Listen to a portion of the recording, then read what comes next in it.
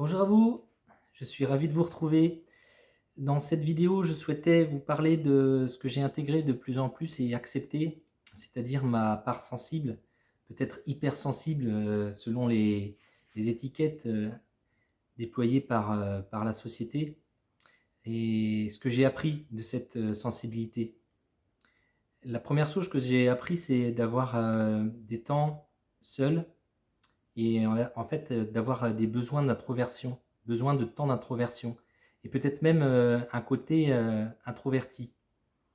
Et ce qui est nécessaire en fait pour mieux arriver à comprendre ce qui se passe, mieux observer, mieux trouver les messages au travers des émotions qui parfois nous submergent. Et quand on est en groupe, on est au contact de toutes ces émotions un peu qui sont véhiculés par l'incertitude de la société, la certitude ambiante, qui peut être véhiculée aussi par une énergie qui est propre au groupe ou par de la peur ou par de l'agressivité. Enfin, chacun va avoir ses propres émotions également et ça fait un peu un brouhaha d'émotions. Et du coup, on a tendance à vouloir se replier sur soi pour être plus au calme et être à l'abri de ce mélange d'émotions qui ne nous appartiennent pas. Et comme on est en contact et on a des ressentis qui sont assez importants, on est les premiers réceptacles de ces émotions quand on est en groupe. Donc ce que j'ai appris, c'est qu'il y avait ce grand besoin d'introversion et parfois un côté introverti et qui nécessite de prendre le temps prendre du temps pour soi, à l'abri des groupes. Alors on pourrait nous nous penser asocial et ne pas aimer le groupe. Or, c'est complètement l'inverse, c'est-à-dire qu'on est tellement en relation avec ce que peuvent ressentir les gens que on aime justement pouvoir accueillir ce qu'ils traversent, pouvoir les comprendre, pouvoir peut-être les aider. Mais lorsqu'on est en groupe, c'est beaucoup plus compliqué parce qu'il y a toutes les émotions qui viennent à nous et on ne se sent pas forcément à l'aise pour prendre la parole, à l'aise pour communiquer, se mouvoir, voilà, c'est un peu une notion un peu compliquée. On a du mal aussi à pouvoir faire confiance d'un premier abord parce qu'on a tendance à vouloir protéger ses ressentis. La deuxième chose que j'ai appris, c'est qu'on a une grande empathie. J'en parlais juste avant, c'est qu'on ressent les émotions des autres. Du coup, on a une capacité à comprendre ce qui se joue et on a une capacité à comprendre ce qui se passe dans leur vie, les situations, leur parcours, leurs blessures. Et ça fait de nous des potentiels thérapeutes ou en tout cas des personnes qui peuvent être à l'écoute de nos proches ou de nos amis. Ça peut être aussi une opportunité pour travailler dans le social. Et voilà, donc c'est une vraie force, une vraie capacité qui peut être déployée à bon escient et pour le bien de l'humanité. La troisième chose que j'ai pu intégrer avec cette sensibilité, c'est de voir que on a besoin de relations profondes et authentiques. On cerne de plus en plus les personnes qui jouent qui jouent avec leur masque, qui parfois ont des rôles et qui ont du mal à se défaire de ça, de mettre à jour leur vulnérabilité, d'être pleinement authentique. Et pour nous, c'est très déstabilisant parce qu'on ne sait pas à quoi la personne joue, on ne sait pas quelle est vraiment cette personne-là, et ça nous perturbe un peu de savoir si c'est quelqu'un en qui on peut avoir confiance, si c'est quelqu'un qui est honnête. Euh, on est beaucoup plus à l'aise avec des personnes qui sont pleinement authentiques et qui entretiennent une relation profonde, sans attente, avec, euh, avec de la confiance, de l'honnêteté et qui vibre un amour inconditionnel où il n'y a pas d'intérêt en jeu, où il n'y a pas d'attente. Et dans une société où tout est codé, tout est normalisé, tout est fait pour mettre en exergue comment dire, l'apparence, ce que l'on fait, ce que l'on est, les étiquettes qu'on peut se coller ou qu'on nous colle.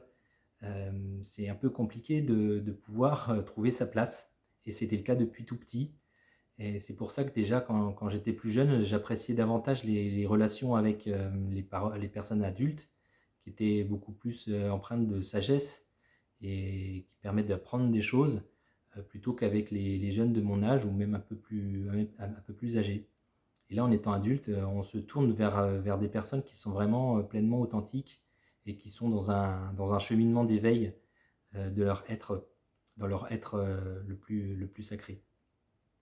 La quatrième chose que j'ai pu identifier, c'est que on est parfois, et même souvent, pour ceux qui sont les plus sensibles, empreint de vagues émotionnelles.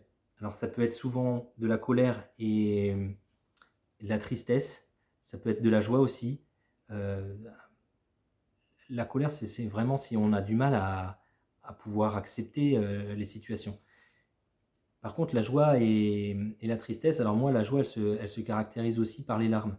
Donc, quand c'est tellement intense et que c'est vraiment, quand on me raconte quelque chose et que ça fait vraiment écho, que je sens que c'est vraiment juste, que c'est aligné pour la personne, ça me fait monter les frissons et les larmes. Et je suis heureux parce que c'est comme si la personne avait identifié ce qui était bon pour elle.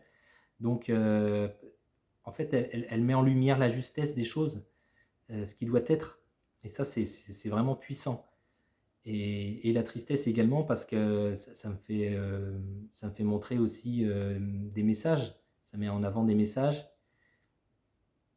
que je peux avoir difficilement la possibilité d'identifier si ça ne se manifeste pas de ce moyen-là.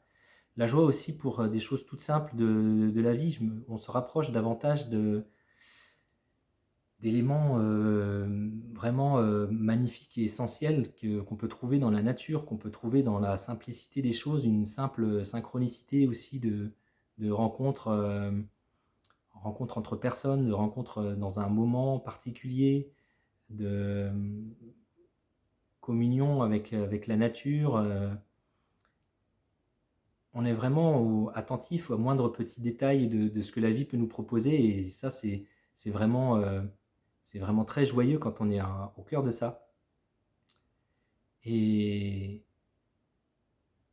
j'ai du mal à pouvoir maintenant profiter de n'importe quel divertissement ou loisir qui pourrait être un peu plus superficiel. Et je me sens même blasé en fait de faire des loisirs comme j'ai toujours connu par le passé ou que la société peut nous proposer, même du divertissement à la télé ou au cinéma.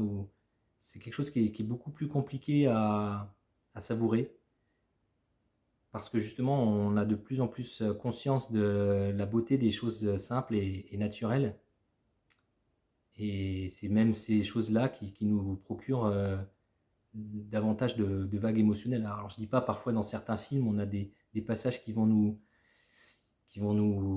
toucher et qui nous font vite monter les larmes. Je pense que vous vous reconnaîtrez si vous êtes aussi sensible.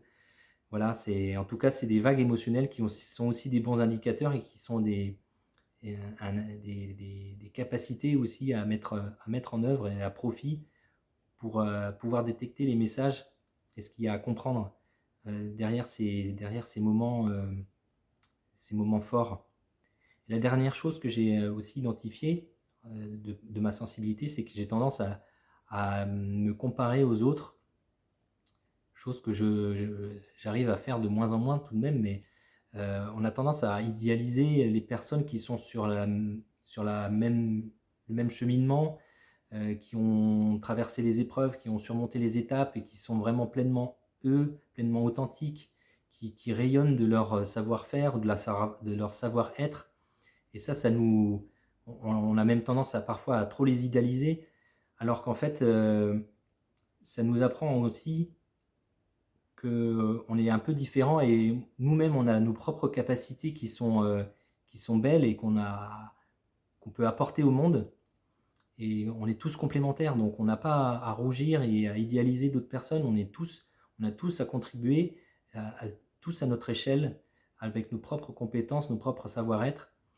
Et en fait, ça nécessite de se faire confiance et d'être ce qu'on est, tout simplement. De rayonner ce qu'on est, rayonner ce qu'on doit partager, ce qu'on est capable de faire. Et ça suffit. C'est même ce qu'il y a de mieux à faire pour nous et pour les autres. Donc j'ai compris maintenant d'arrêter de se comparer et d'arriver à accepter qui l'on est et ce que l'on a à proposer. J'espère que ça vous a parlé, que ça pourra aiguiller certaines personnes pour accepter leur sensibilité, à pouvoir pleinement vibrer leur propre être dans ce qu'ils sont, ne pas avoir honte d'être sensible, même quand on est un homme, et de pouvoir se mettre à jour dans sa plus simple authenticité et laisser tomber sa cuirasse et ses masques qui nous pourrissent la vie au final. Je suis peut-être un peu dur, mais c'est un peu ça, si on veut être pleinement en maîtrise de sa véritable vie et de son chemin qui nous est destiné. Je vous invite à partager cette vidéo si vous voulez me soutenir et si vous pensez que ça peut aider d'autres personnes. N'hésitez pas aussi à vous abonner, ça soutiendra également mon travail. Je vous remercie, à bientôt dans d'autres vidéos. Bisous.